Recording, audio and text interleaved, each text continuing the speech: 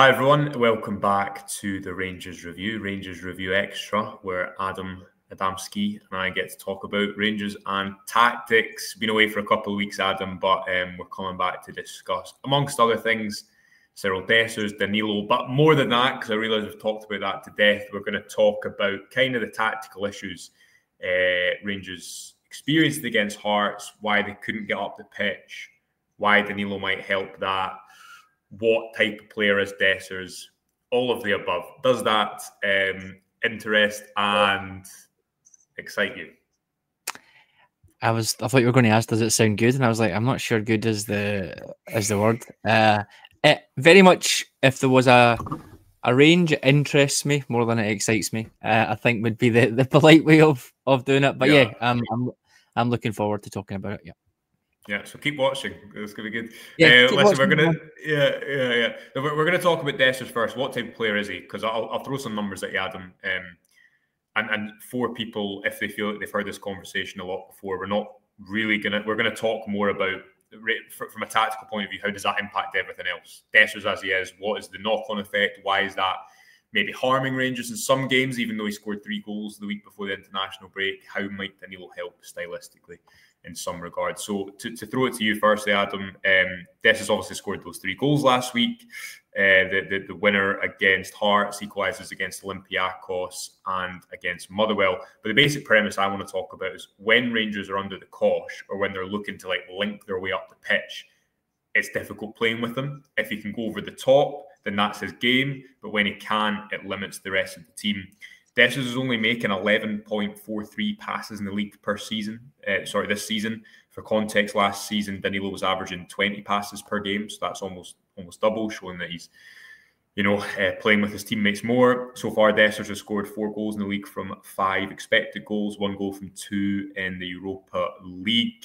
And basically, my premise, my reading on Dessers at the moment is that he's not a striker for all occasions. You saw this, for example, when Igaman came on against Dundee United a couple of months ago. When the game for Dessers, like Olympiacos away, as we're going to talk about, when the game's here, Adam, and if you look at this type of game, he had 3 or 4 chances in the first half, didn't he? I think he suits a mid-block European style of game when it's not about bringing people into play. He said himself he's a striker who's at his best facing the goal. He said that last season. If you look at this still from Olympiacos, they're trying to play the offside line. The distance between the midfield and the defence is small, so then the requirement for a striker isn't necessarily to go in and link the play, but it's about trying to stretch it in behind. I think this is the type of game that suits Dessers. The difficulty that the reason we're talking about this is rarely a picture that Rangers face domestically. More often than not, they're trying to break down the defence as opposed to going over the top of that. So I guess just as we start, do you think that's fair that it's not this isn't a podcast designed to try and bash Cyril Dessers and say he's a terrible football player, etc., because he's not. He scored a lot of goals, but equally, I think he's not a striker for all occasions. And you've seen that simultaneously help Rangers over the course of the week before the international break with his goals, but also, as we'll come on to discuss, maybe hinder them and how they can play with his facing the goal type of striker attributes at the top of the pitch. Yeah, I think that's spot on. I think it is important to distinguish criticism, I guess, from or separate it out from goals, because what you've described there, most of his goals are scored in the way that you've described he is best. So it's sort of fine to say, yes, he can do that. He can do some of these things, but it's also fine to say that some of those things aren't quite needed the vast majority of the time, or we don't play in a way that accentuates his strengths. I think that's a key theme that I've tried to get across over the last couple of months, is if we were to become a team who attacked differently, had attacking midfielders who would go beyond and cut the ball back, wide players who'd hit the byline and cut the ball back, and give balls to Cyril Dessers in the 6-yard box, he would score goals. Now, the flip side of that is, I think most strikers would do that, to be honest. So it's one of those situations where, for the money, for the outlay, is it enough to have a striker of that age, wages, overall skill set there? I don't think so, personally. I think you could get a cheaper striker who could do the things that Dessers does well for a lot less money. That's my personal opinion on it. The thing that I don't criticise Dessers for at all. It's a coaching tactical piece for me, is asking him to do the things that he's not suited to do continually. Dropping deep, linking play, all that sort of stuff, trying to be a hold-up man, pinging balls to his head. Whether that's the players doing that or whether the manager is asking them to do that, we'll never know the true reflection of it. But I can't understand how anybody, after watching him for a couple of weeks, never mind getting on to 18 months now, how anyone can decide that that's the approach, because I just don't think he's that guy. Coupled to the fact, even if he was that guy and he's bringing the ball down and stuff, we don't really have the runners around him that are going to go beyond or any of that as well, because no one really makes those runs within the team. So even if he was bringing that down, he's going to be left a little bit isolated and have to beat men himself before he brings people into play. So yeah, I think it's important to distinguish. Yes, at times when he gets the ball and he scores goals, he's doing some good stuff. But there's a whole host of other stuff which I think is probably more that he isn't quite what we need in that position for. Yeah, so if you take this type of game, Olympiacos, where he obviously scored that goal, and we're not really talking about his finishing, it's more, how does his style, how do his strengths and weaknesses impact the rest of the team? If you take this game, because Olympiacos are playing a high line, because it's a type of high line you see the Premier League at top level football, where there's often not a midfield at points in these games, isn't there? It's about going over the top quite a lot and then trying to gain the territory that way. That works because Dessers is at strongest face and goal. He can go in behind, Rangers can get up the pitch that way. What you see often domestically, I think, is Rangers struggle to get up the pitch when they're pinned back because, well, here's an extreme example from the weekend, Adam. This is about 30 minutes into the game at home to Hearts. Rangers have changed their midfield shape slightly this season, but even more recently with Nico Raskin playing as the out-and-out number 6. That's making them harder to play through. I think they're conceding a lower quality of chance overall. But out of picture here is Dessers against two Hearts central defenders. And this is an age-old issue we've seen where Rangers cannot get up the pitch from this position because they don't really have the pace on either wing. And even if that was the case, both wingers are pushed right back. And just in a very literal sense, I know Dessers is out of the picture in this frame, Adam, but in this situation, he's not facing the goal, his back's to goal. The two defenders are in the kind of stronger position because they're facing the opposition goal. And when it's already not Dessers, the strongest part of Dessers' game, I think that's why you often see, and this is something that's harmed Rangers a lot in those firm games as well, they just can't get up the pitch. That leads to, when they do try and get up the pitch, they do it quickly. You saw that in the second half against Hearts, things break down. To go back to this frame, I think Dessers is in control. He's the one that's pushing the boundaries, if you like, because he's facing goal. But too often domestically, we've seen this where, as you say, I don't understand the plan for Rangers to get up the pitch. If it's Danilo up top, as we'll come on to discuss, I think you can understand it. And Clement was at the touchline, you could see him trying to wave his team forward at points against Hearts. But even when they are slightly higher up the pitch, I don't understand Rangers' plan to get forward when Dessers is in this situation. Is that fair? Yes, it is fair, and I think it's one of the infuriating things about football, I guess, because the tweak to the midfield we've been talking about for most of this season, where we've moved away from that 4-2-3-1 and into it's subtle, but into more of a 4-1-4-1. It's more of a 4-1-4-1 than a 4-3-3, isn't it? Because the wide midfielders aren't really wingers who are staying high and aggressive. They're tracking back into midfield. But then that has helped, I think, in the middle. We are still open at times, but we're less open with two ball winners in there, if you like, and Raskin and Barron, which is kind of fine. But by being more compact and by pulling a number 10 deeper and by pulling the two wingers deeper or playing two wingers that can't go two-way in the way that we have, you are naturally going to lose a bit of attacking intent, unfortunately. And when it is just Dessers up there, then I guess that's the trade-off right now. We've made ourselves a little bit more solid. We've protected the defence, but unfortunately, what we've then seen is the goals drying up. I think, I don't know what the totals are now, but it's not far off a goal a game when you discount the Ross County. It's 1.45, and that's including Ross County. So if you take Ross County out, then I think I think that's actually a goal a game if you take Ross County out. Pretty much, yeah. Which is, so it's not great. It's not great at all. Yeah. It's not where you want to be. So it's one of those things now that I'm loath to say he's fixed the midfield, because something will come along probably within the next 6 weeks, which makes that look a bit silly. But the midfield feels a little bit more solid. I think you can see defined roles there for Raskin, Barron, potentially Diamandi, potentially Bayrami. I think you can see them sharing those three midfield roles. But he then needs to think about what he does with the attack in this sense. And for me, if you're going to play as compact as that in the midfield, you need three all-round attackers. You need three, whether it's pacey forwards or whether it is people that can use their physicality to go up the pitch, people that are good finishers. For me, you need that combination there, because you've left yourself with too big a gap to get up to the striker, which I think is your point about isolating them, even in games like this. And again, the context of it, a game against Hearts who are not doing very well, and we've got 9 men or 10 men behind the ball here. Is fine. I can understand it now, because we've wanted to be a bit more compact. But yeah, there's not even a counter attack option here. If Cherny or Bayrami win the ball, they're not going to beat 2 men and dribble up the park. It's really going to be Jeffrey's the only one that can go beyond there. So yeah, there's going to be that imbalance. Yeah, Jeffy, and they need Shefty, as we'll come on to look at in a minute. They need him in the build-up, because there's so many things to discuss in there. Anyway, this is an example I want to use, Adam, of how...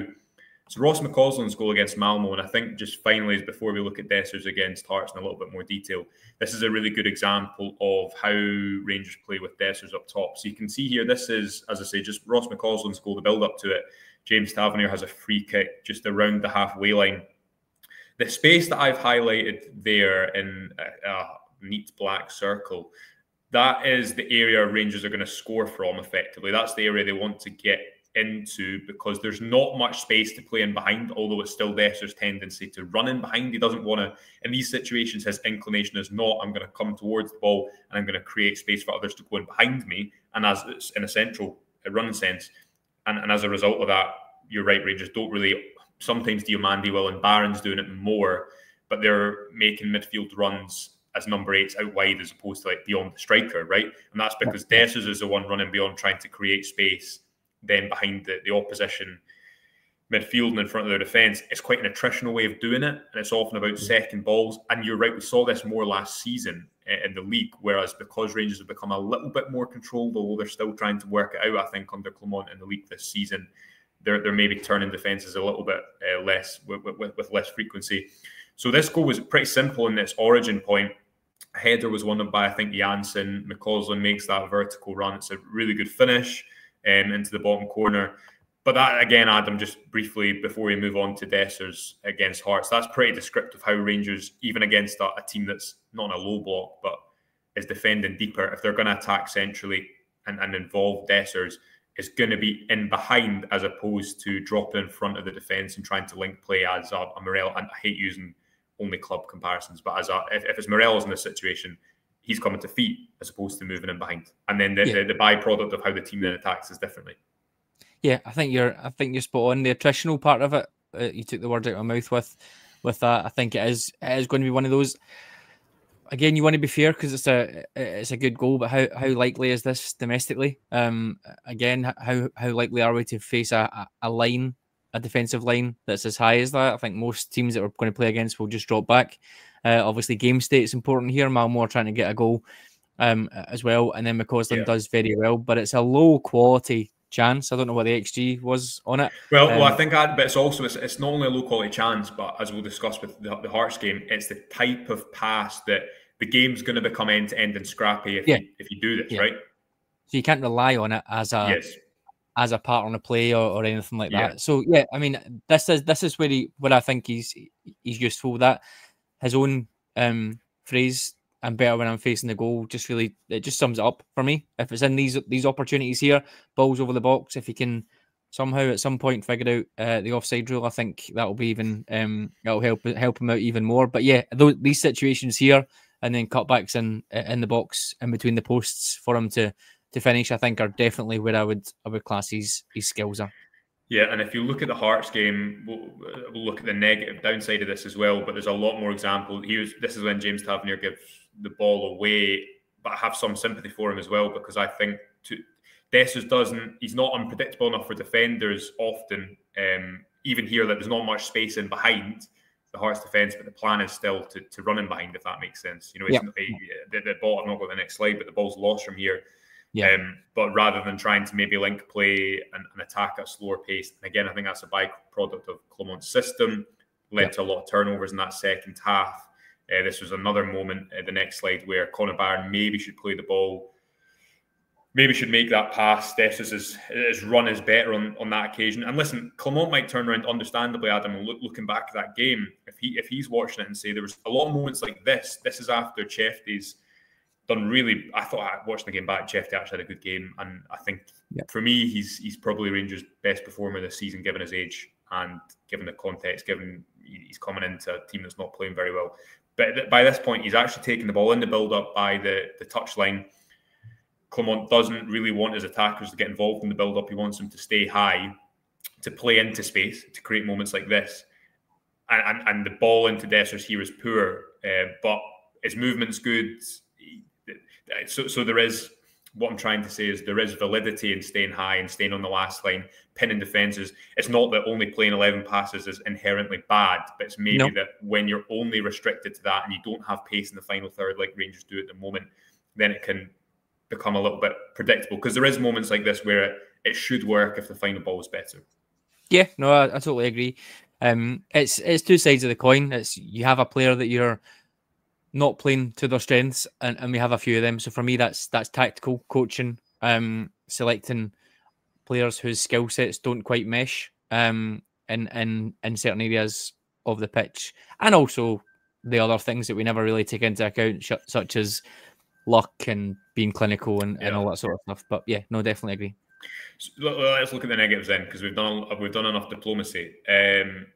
There's a lot of moments like this watching Rangers where, when it is settled to possession, and this was the first half, I think generally there's that quote, I think it's Guardiola's assistant, who says the faster the ball goes forward, the faster it comes back. And Rangers are definitely in that tension this season, where last year they were turning defences more regularly, they weren't losing the ball in bad areas, and they were winning. They weren't always generating really high XG in games, but they were doing enough when they got injuries in certain areas and teams started to figure them out a little bit more. The impact of that approach was lessened. There was watching them domestically at the moment in games where they have a lot of possession. There's a lot of situations like this where this should be, I think, a pass from a centre back into a forward if you're being critical. But also Hearts 4-4-2 block, they probably know that they're not going to be hurt by a pass through the middle to the striker. They probably know that Dessers isn't going to link up. And that then decreases the threat of I guess, them being able to mark up the two midfield options and leave that space centrally. And then if I throw this one to you as well, do you want to talk about that before we go on to the next example? Sorry, I was just going to say I completely agree. I think they're able to double up on the wings then, because they know they don't have to keep anyone else centrally. I think also having a right-footed left back, right-footed centre back playing on the left side in this particular angle as well. He doesn't have the passing angle there. Yes, good point. If it is a left-footed centre half, he maybe feels more likely to do it. But if he checks onto his right-hand side here, then Shankland's probably going to come and close him down, and he'll have to go back the way. So yeah, again, it's combinations on the pitch that maybe don't mesh well. Most football teams, or certainly top-level football teams, would have a left footer there who can play that ball into a striker who wants to come deep and lay it off and spin in behind. That's not what we're dealing with here. So it's just it's all a little bit clunky or broken. Yeah, I think it's too one-dimensional. And as we'll come on to discuss with Danilo, I think if you're defending it, now Danilo, we have a habit of speaking about players in a very favourable way when they've not actually played. But I think you've seen, personally, I think when you've seen his cameos, he's looked pretty bright. And he can just do both. He can run in behind. He's maybe, I think, Olympiacos away in that first half. You probably do want Dessers in that type of game. I think that suits him more than Danilo. But you see with Danilo, his sprint for the Bayrami's goal against Motherwell, he can shift, he can move quickly, but also he can move in and link play. Just at a very basic point, I think it increases the potentials that an opposition defence has to think about. The perfect example, I think, Adam, that I've been excited to share with you is this one. You remember when, and I'll show this in a second as well, but you remember when Danilo came off the bench against Motherwell and it was like his second action. He linked with Cherney with that vertical pass inside the pitch. I actually think I've got it here, which I'll maybe show it first. And it allowed, here we are, moved off the front line. I think it's Diomande. It might be, I can't, my screen's too small to see, but someone's pinning the Motherwell defenders. Danilo drops off into that space that we've been highlighting Dessers doesn't move into. He always wants to run in behind. Cherney plays a 1-2 with him. He gets in behind really, really nicely, and he's unlucky with a shot that just goes past the post. If I show you this clip from the Hearts game, how similar is this moment? Although it doesn't happen. So this is after Cherney's got free on the right-hand side. He has a simpler 1-2 to Dessers in this instance, but he doesn't take it. Now, why doesn't he take it is interesting, because you know there's that whole, I think it's that Arsene Wenger spoke about technical empathy, and what he means by that is that when you're receiving a pass, you have the responsibility to show a teammate you want it, create the right angle. And I'm not criticising Dessers on a technical level because he's a footballer, and I'm not. But just looking at this from an outside-in point of view, I wonder if Cherney is thinking, does Dessers want this pass? Is he going to move into this space? He just doesn't have that same connection, for example, in this frame that he does with Danilo. Now, the two have played together before, right? So that comes into it as well. The ball eventually goes to Diomande, who takes a shot from distance, and it's close, but there's 3 Hearts players in the goal view by that point. But I just thought this image, the fact that Cherney doesn't play that pass tells you a lot about why Danilo against a set defence gives you a lot more options because of that connection he provides with attackers. Yeah, definitely. It's a shame I don't think we're able to get these two images side by side, this one and the Motherwell one, but it's a really good example. This is how things usually work with us here. Like you said, it will find its way to someone and they'll have a long shot. But on the Motherwell game slide, if you go back to that, what strikes me here and did for most of that second half is the sort of that one. Yeah, how do you describe this? But the depth or the layering of the attack and a bit more of a staggered. Yeah, and a bit more of a just, I guess, a different way or a fluid way, because you're right, it doesn't need to be the centre forward that's pinning the defenders. It can be anybody up there. You look at Diomande and Barron's positioning there, and they're up there doing what I would want them to do. Conor Barron, perfect example in this game for the goal when he sets up Dessers, going beyond in exactly the way that I want both number 8s to be doing. So that example here, maybe they feel that they can because Cherney is starting a little bit deeper, because Danilo is going to come deeper a little bit, and you sort of protect yourself on the counter there as well with Raskin and the 2 centre halves. So obviously it's different teams, different situations. We're pushing for a goal in this one compared to maybe not in the game against Hearts because we're already 1-0 up. But I would like to see more of this, certainly more of the move like this one and more of the move that led to the goal. Little give and goes, little balls around the corner, through balls into the defence for number 8s to be running into the box to clip it back. Similarly, I'd like to see a bit of variation on the wings as well. I know it's not been possible recently, but I would like to see more of an out-and-out winger on one side. I know we spoke about it before, just to give us that little bit more depth there. You can't see Bayrami in this frame, but for the goal, he comes in off that side, and the players have been dragged to give him that, someone that can stay wide a little bit more. I think having that there, if it's pace on that side and someone who can cut in and finish on the right, I think that's a really useful weapon to have as well. So it's just trying to be less predictable, I think, and give us more opportunities to attack. But I would like to see. I was really impressed when I watched it back in the cold light of day with the last a half hour or so of the semi-final, to be honest, particularly because you're going to try and chase for goals as well. But I don't think we did it in a way that we usually do, which would be, like we've mentioned there, kind of balls over the top or long shots from distance or crosses into the box. It was a bit more a bit more sort of possession based, which is what we want. Yeah, it was calmer. Definitely was calmer in the second half against Motherwell. And I just think between Cherney and Danilo, as mentioned, they're players who've played before. But I don't know if you can see in this image, Adam, this is the first time Danilo touched the ball when he came on. And his hand's up here. Cherney plays that. Cherney doesn't play that ball to Dessers from this angle, but he does play it to Danilo in this situation.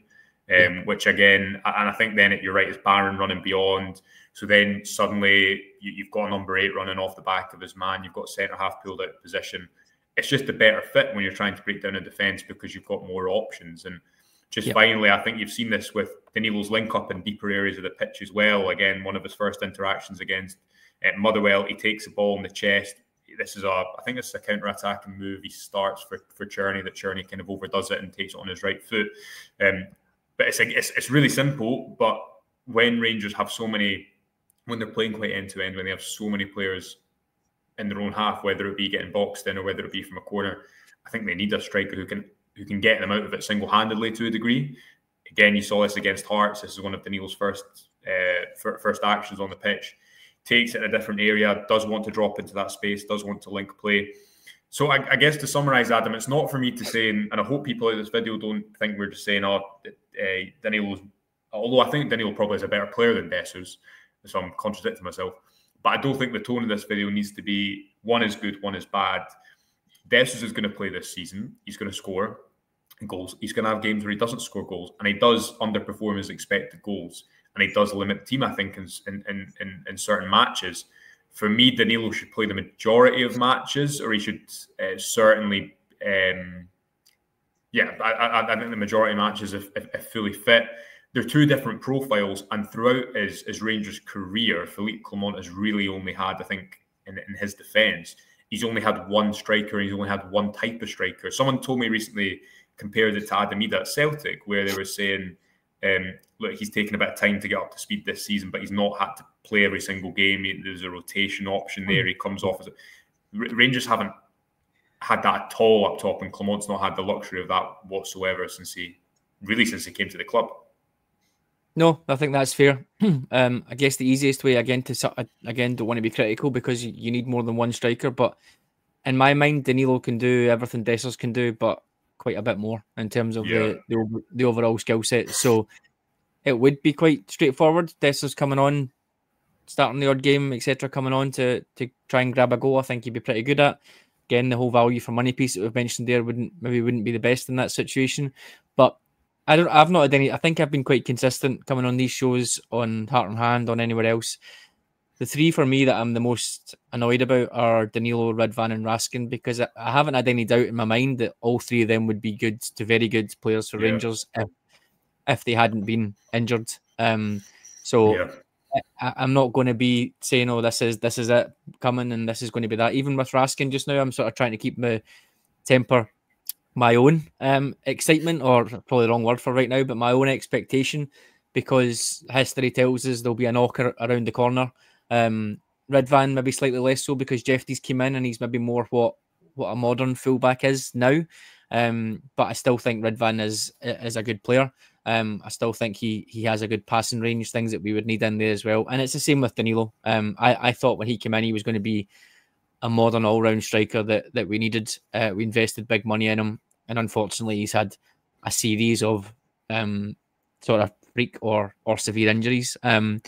If he still has, he wasn't lightning fast, but if he still has that little yard of pace as well, once we see him get a bit more up to speed, then I think that'd be quite useful too.